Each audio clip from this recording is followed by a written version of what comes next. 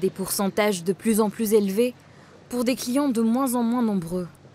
En ce premier jour des soldes, pas de file d'attente devant les magasins, mais plutôt des Dijonnais qui se baladent dans l'espoir de tomber sur une bonne affaire.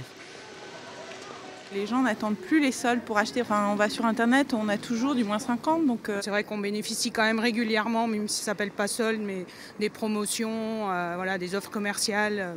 Bon, voilà, on a plein de cartes, on a des fidélités, des cartes de fidélité partout. Donc jusqu'au 2 janvier, on avait encore des soldes avant, entre guillemets.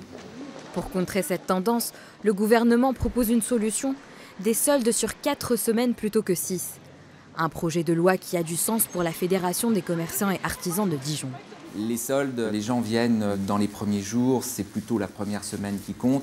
Je pense que, 1, le gouvernement fait une bonne chose de réduire, et 2, les commerçants doivent, à mon avis, plutôt proposer une forte démarque dès le premier jour des soldes.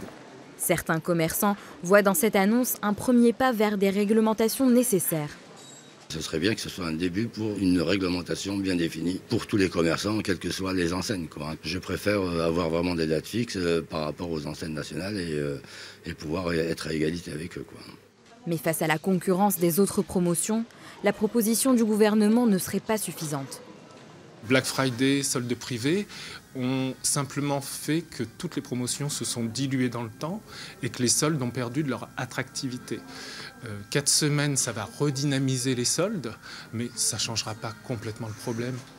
Si elle devait être validée, la mesure entrerait en vigueur dès les prochains soldes d'hiver.